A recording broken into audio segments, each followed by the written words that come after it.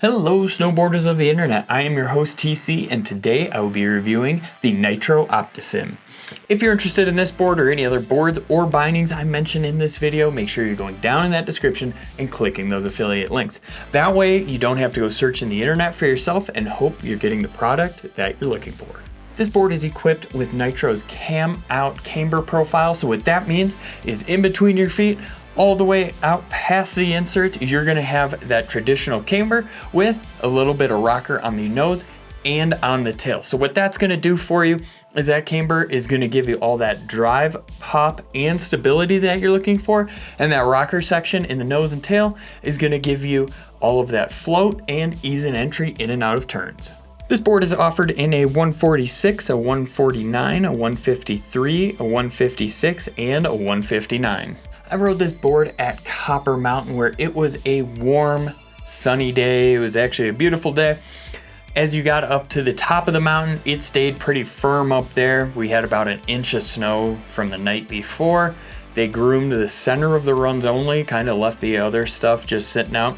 As the day progressed, that fresh snow became just straight up Velcro. So if you just wandered off those center groomed runs, you would just stick to the snow, get thrown forward. It was kind of a nightmare. So it was great that they groomed the center because that stayed fast, got softer as the day went on. The bottom of the mountain did get softer and so did the park, where it was actually a great day in the park. If you kind of went outside of there, went up to the top of the mountain, you're gonna deal with some firm, crusty conditions, especially that fresh snow that fell that got pushed to the sides. That just turned into that ball bearing snow, so you'd go over it and feel absolutely everything.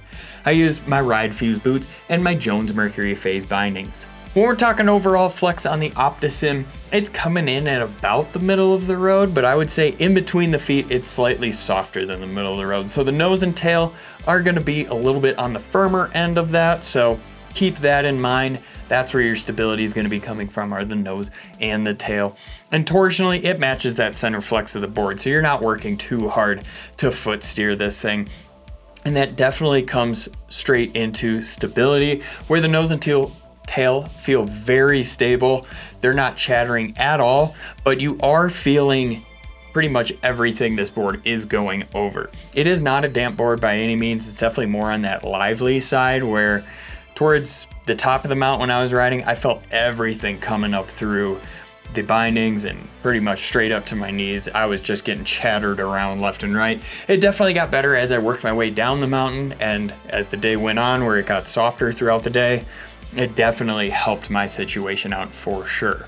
Since this board has a little bit stiffer tail and nose to it than the center of the board, all that ollie power is going to be coming from outside the feet there. So when you load this thing up to ollie, it does have a pretty good return on that load up there. So just know that it does have some pretty good spring to it.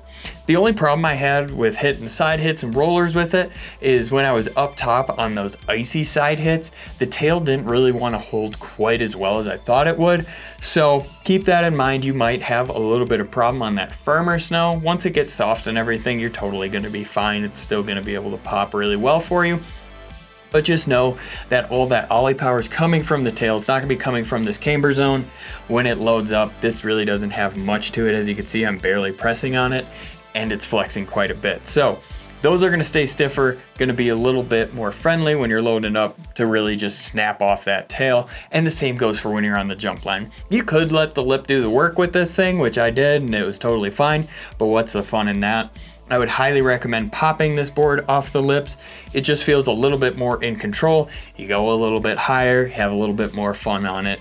But it felt very stable on the takeoffs and the landings, especially since the park was softer that day, where I really didn't have to deal with any icy conditions in it to really worry about that, where this thing handled the park really well, especially on that medium jump line. It was super fun. It will go to the moon. Well, not quite to the moon, but it will get up there for you. While I have you here, you might as well like, subscribe, click that bell, and turn on those notifications so you don't miss any of our scheduled programming. When I was buttering on this board, I realized that pretty much where that rocker meets the camber zone is where it kind of is going to try to flex and hold for you. But that being said, since it is stiffer, it gives you a little bit more flat surface back here where it does flex more in between the feet, so you don't have to worry about trying to have a balancing act back here quite as much. Same goes with on the nose as well. It has that hinge point, so it gives you a nice flat surface to really just load up, press on, butter on, do everything you have to do. Just know that there is going to be a slight pop out on it, so if you're trying to spin on the way out of your butters or anything like that, you're all a-okay to do so. It's not really going to be that crazy where you're like, oh, I'm getting sprung over here and every which way. It's not like that. It's just enough to get you off the ground and really get you around. And the same goes for jibbing.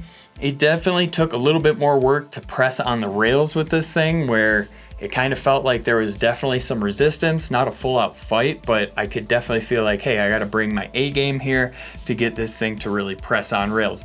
Now, it is different when you are sliding it in between your feet, you're doing a board slide, front board, whatever it is, it grips really well. Where since it is softer in between the feet here, it cradles the rail extremely well. Even if I did come from the top ropes on it, I felt like it just really just caught it and just kind of flexed around the rail instead of catching it, flexing, and just returning all that energy. I didn't really have that problem with it, where one time I did hop on, kind of got a little bounce, but it just landed right back on it. I was all good to go. It wasn't anything too crazy. I definitely knew the second I popped off that rail lip that I was coming in way too hot, but you know, you gotta just go take the good with the bad. And it actually kept me on it. I didn't really have any problems there. So overall, it does jib pretty well. It butters pretty well. It's just gonna require a little bit more work on the tail and on the nose, but when you're sliding it between the feet, you're a-okay. It feels really nice. This board carves pretty well. I will say it definitely handles the softer snow better than that firm, hard, crusty stuff, where if you're on the crusty stuff doing a large carve, you're getting bounced around, you're feeling everything just resonating up through the board. So it's not gonna be the smoothest carver out there, but it will handle pretty much any carve. Those short, quick carves, it gets over nice and easy. Same with those medium carves, it feels nice and stable. It's just those large carves where if you're in soft snow, you're gonna be a-okay. If you're in that hard, firm, crusty stuff, it's not gonna be the best for you. Yes, it will Euro carve. I would say keep it to those just perfectly smooth groomers. If it's not, you might start getting bounced around, that sort of thing. I will say it's not the best carving asymmetrical board I've ridden, where it felt like almost just a regular snowboard, where I didn't really feel this heel side edge quite as much, where on other boards you'll feel it dig in a little bit faster. This one just kind of had a little bit of a lag to it. So if you're not super into asymmetrical boards, this actually could be a good choice for you, especially in that carving department where it feels more like a standard board than an asymmetrical one. Rider in mind. This board is made for that intermediate to advanced park rider that occasionally likes to go out when the conditions are good. It got a little softer that day. They're like, hey, I gotta go find some side hits, some rollers to pop over, maybe ollie a few slow signs, that sort of thing. But that's pretty much who this board is made for. They don't always just live in the park, and they always don't just live all mountain. They do a mixture of everything and just kind of need a board to do that for them as well. If you're looking for another way to get involved in the Angry Snowboarder community, head on over to Angry Snowboarder VIP. What is it, you might ask? Well, we have a great video over there getting into it really in depth, so I don't have to waste your time right now.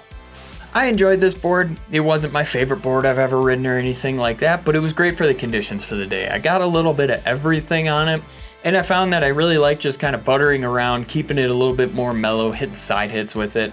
That's where I really thought it excelled.